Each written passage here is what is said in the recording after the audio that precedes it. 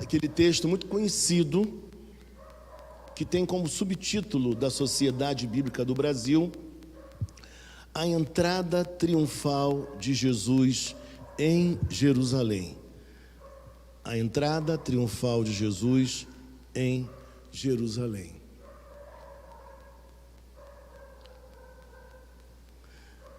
Vamos fazer a leitura da seguinte forma.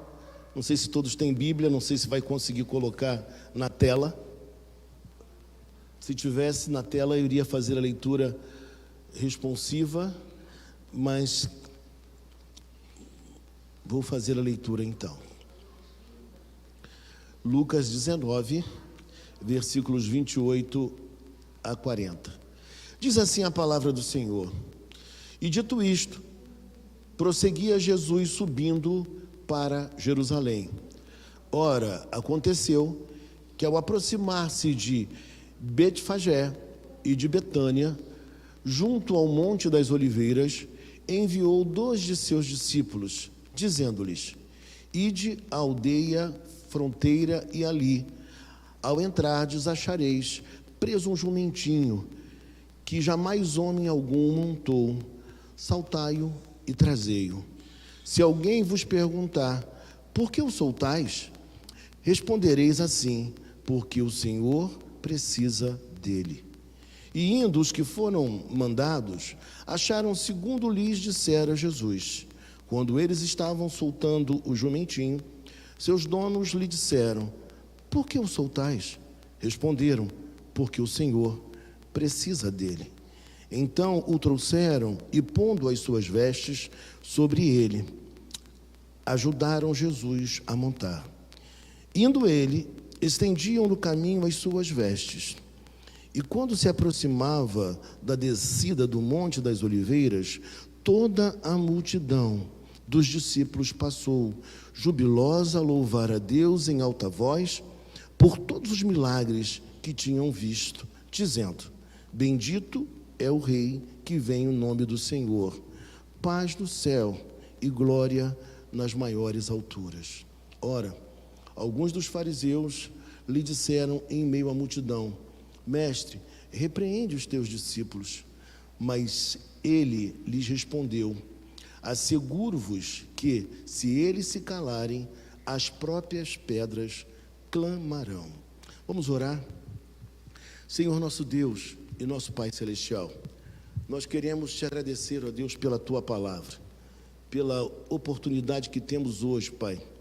Ó Deus, um dia que nos leva a lembrar, ó Deus, da sua entrada triunfal, da pessoa de Jesus Cristo entrando triunfalmente em Jerusalém, e tudo que ainda estava por vir na semana que começa.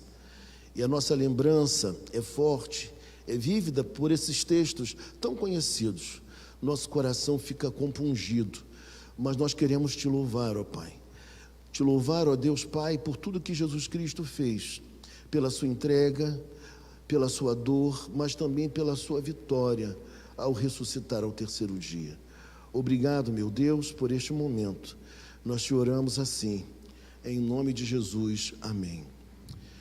Meus irmãos, queridos e amados, eu diria para vocês inicialmente que este texto, ele nos leva a lembrar daquele que foi conhecido como o Domingo de Ramos, o domingo que antecede ao momento glorioso da ressurreição do nosso Senhor Jesus Cristo.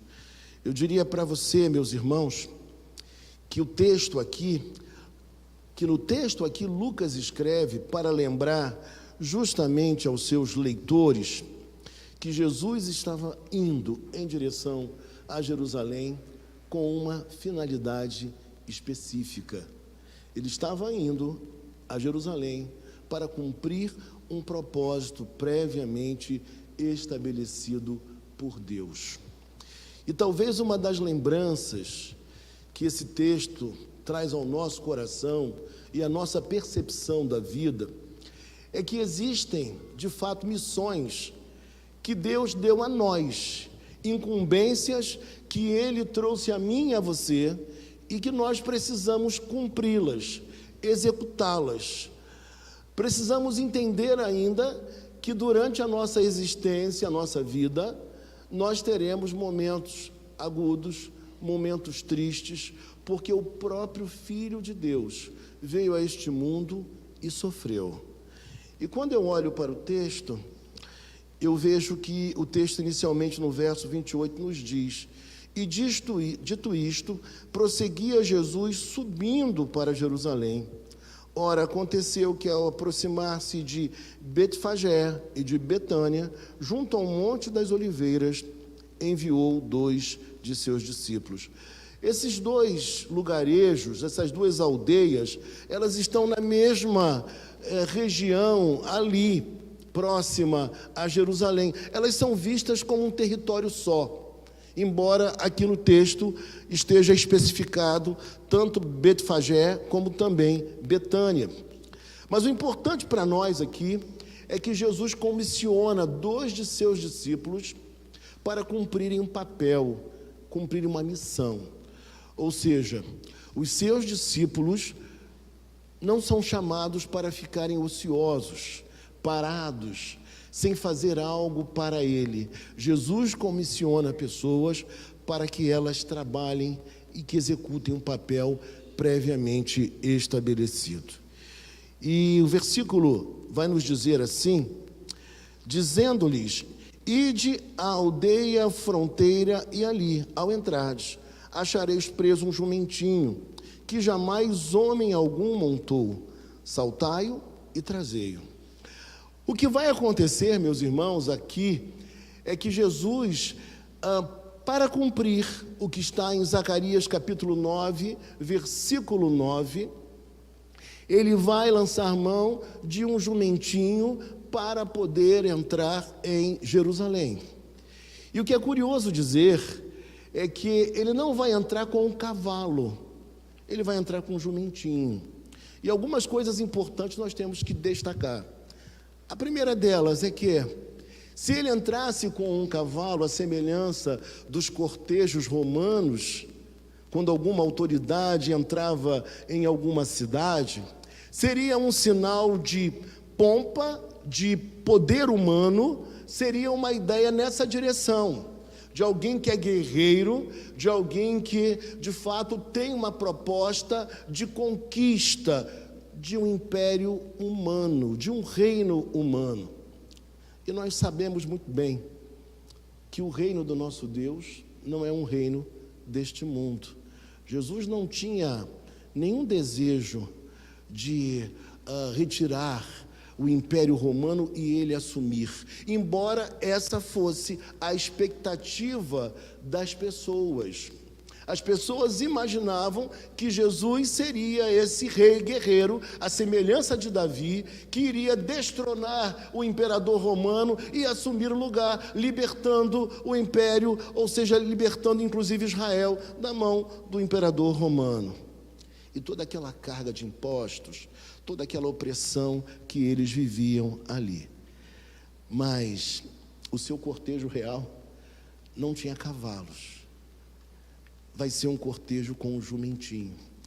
E a semelhança do profeta do Antigo Testamento, que eu acabei de mencionar, ele vai entrar com muita singeleza, com muita humildade, o que sinaliza que o seu reino era um reino de paz, era um reino de amor, não era um reino de guerra.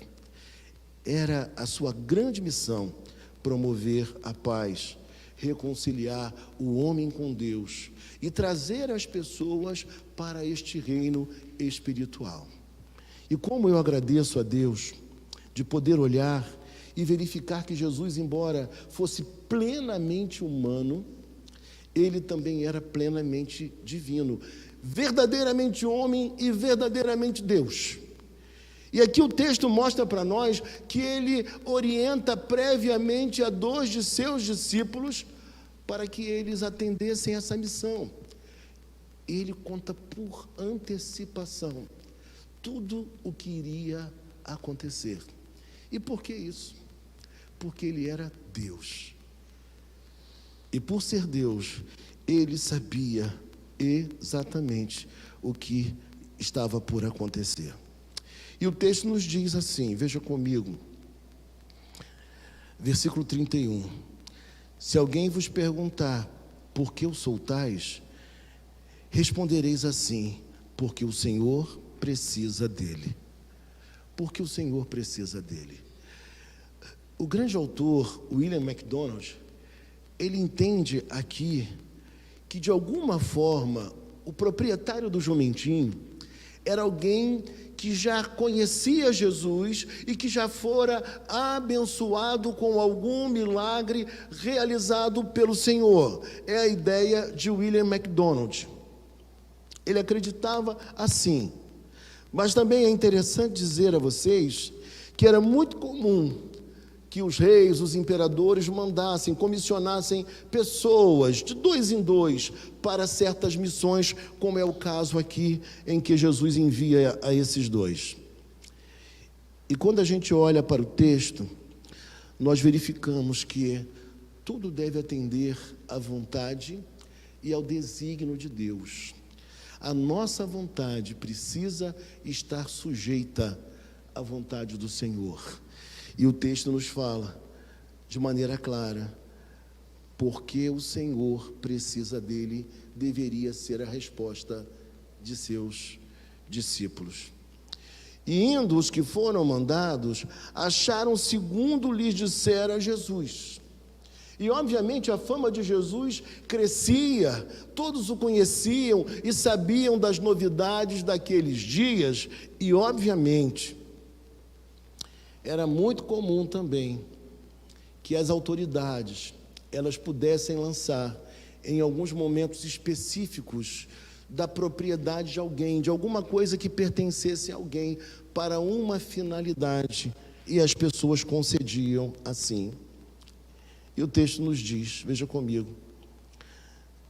na sequência, versículo 33, quando eles estavam soltando o jumentinho, seus donos lhe disseram, por que o soltais? Responderam, porque o Senhor precisa dele. Porque o Senhor precisa dele. Aqui nós já vemos de maneira ainda um tanto quanto singela, que há um reconhecimento sim por parte dos proprietários do jumentinho, de que quem estava solicitando e requerendo era alguém que detinha, melhor dizendo, autoridade, alguém que detinha autoridade. E assim acontece. Então o trouxeram, e pondo as suas vestes sobre ele, ajudaram Jesus a montar. Algumas coisas curiosas aqui. Nós vemos que o jumentinho, ele recebe uma sela improvisada. É o que o texto nos fala. Eles colocaram as suas próprias vestes para que Jesus se assentasse, melhor dizendo, no jumentinho, e assim pudesse prosseguir e entrar na cidade. O que mostra o amor, a abnegação, o que mostra a disposição de seus discípulos de cederem aquilo que lhes pertencia, para que o Senhor tivesse o mínimo de conforto e pudesse prosseguir em sua missão. É generosidade, irmãos, quando nós pensamos que o povo de Jerusalém não era um povo rico na sua maioria, era um povo empobrecido, mas que ainda assim era capaz de atender às necessidades do Senhor de maneira extremamente generosa. Então é assim que acontece. Ele iria montar numa cela improvisada e ainda recebe a ajuda de seus discípulos para que ele pudesse fazê-lo. Versículo 36. Indo ele, estendiam no caminho as suas vestes. Que coisa interessante! Um tapete foi criado aqui, um tapete com aquilo que era, na verdade, a roupa dos seus discípulos. Não havia pompa de um cortejo real, como muita gente poderia imaginar ou supor. Havia o quê? Simplicidade. O rei de toda a terra, de toda a criação, o Filho de Deus encarnado, ele adentra a Jerusalém de maneira extremamente humilde e com propósitos singelos em seu coração. E aí o texto nos mostra que um tapete para a sua entrada triunfal, um tapete com vestes dos seus discípulos. Marcos, diferentemente de Lucas, ele fala a respeito dos ramos de palmeiras. Lucas não fala. Então aqui ele destaca de uma outra forma, ele não fala nisso, mas ele expressa a maneira detalhadamente como Jesus entrou.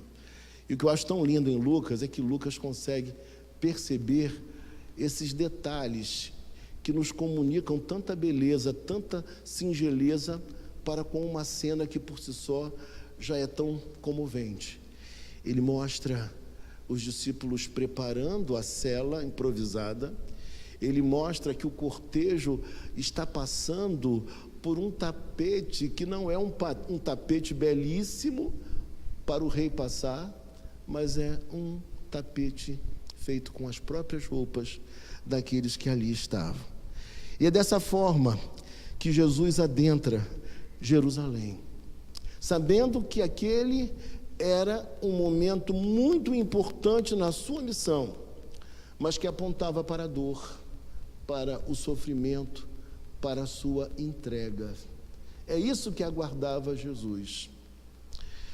E o texto prossegue nos dizendo assim: e quando se aproximava da descida do Monte das Oliveiras, toda a multidão de discípulos passou jubilosa a louvar a Deus em alta voz, porque todos os milagres que tinham vistos, por todos os milagres que tinham visto. Ou seja, aqueles que estavam ali sabiam quem era Jesus, aquilo que Jesus havia realizado.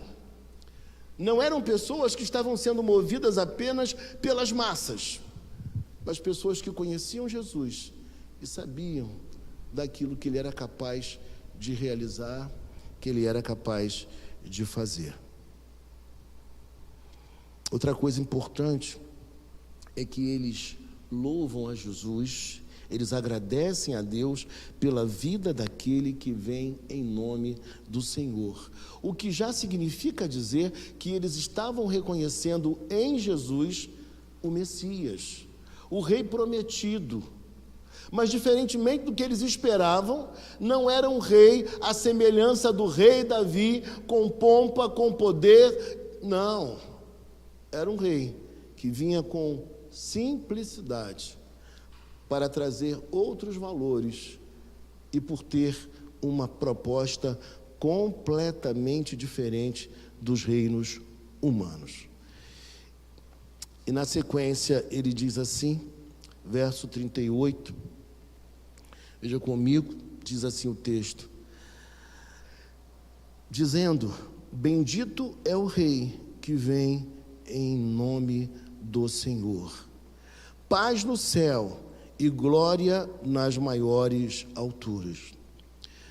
Alguns entendem aqui que paz no céu e não paz na terra, porque na verdade o que Jesus iria viver naqueles dias era dor, era sofrimento e de forma alguma paz na terra. O que havia aqui era guerra, era conflito. Então paz no céu, porque sabiam eles que a paz acontece no céu, a paz é promovida por Deus e ela deve se estender para a terra. Mas o que aguardava Jesus não tinha nada a ver com paz, tranquilidade, tinha a ver com dor e com sofrimento. E o texto prossegue nos dizendo assim, veja comigo, ora, alguns dos fariseus lhe disseram em meio à multidão: mestre, repreende os teus discípulos. E o que aconteceu aqui no versículo 39 é que os fariseus, eles se sentiam profundamente incomodados pelo fato do povo estar oferecendo a Jesus o que? O reconhecimento, a adoração, a honra. E isso os incomodava profundamente, ainda que alguns dos fariseus estivessem também entre aqueles que seguiam a Jesus. Mas para eles isso era algo tremendamente difícil de aceitar. E um segundo motivo, irmãos, prestem atenção. Aqueles dias eram os dias em que se aproximava o quê? A Páscoa.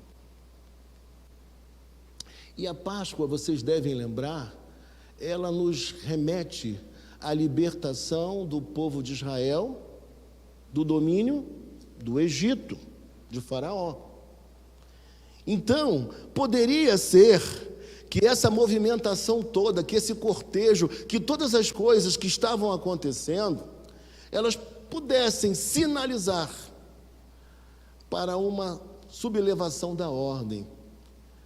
Talvez pudesse ser que esse Jesus desejasse sim, ser o grande rei de Israel e destronar o Império Romano e assim assumir o poder.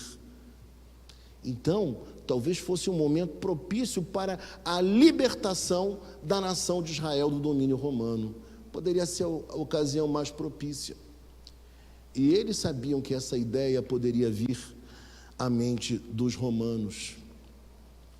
Então, eles falam para Jesus que ele deveria repreender os seus discípulos. E quando chegamos finalmente no verso 40, o texto nos fala assim: mas ele lhes respondeu: asseguro-vos que se eles se calarem, as próprias pedras clamarão. Ou seja, se aqueles que seguem a Jesus cerrarem os seus lábios, não falarem nada, não adorarem a Deus, não reconhecerem que Jesus é Deus, até mesmo objetos inanimados, sem ânimos, sem alma, como uma pedra, por exemplo, até esses objetos iriam clamar. E ele diz: asseguro-vos, se eles se calarem, as próprias pedras clamarão. E talvez aqui nós possamos fazer uma aplicação para os nossos dias. Em dias onde a igreja recua diante do império humano estatal, onde o Estado cresce e quer dominar, talvez seja o momento de nós repensarmos a nossa missão como cristãos. Vamos ficar silentes? Vamos, em nome dos nossos interesses particulares, vamos nos silenciar e não vamos anunciar que nós, acima de qualquer governo humano, nós atendemos a um rei que é o rei de toda a criação, que nós obedecemos a Jesus e aos seus valores e aos seus princípios? E aí esse texto faz todo sentido.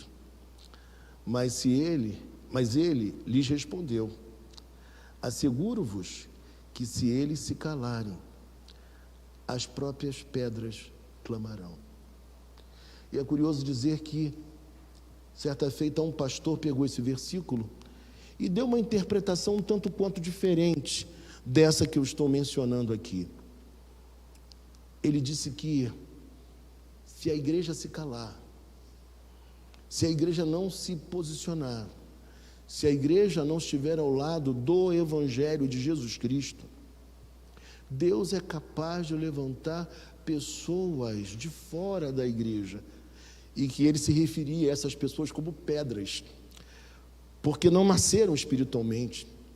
E ele dizia: talvez essas pessoas se levantem e defendam o Evangelho, coisa que a igreja não faz. Olha que coisa.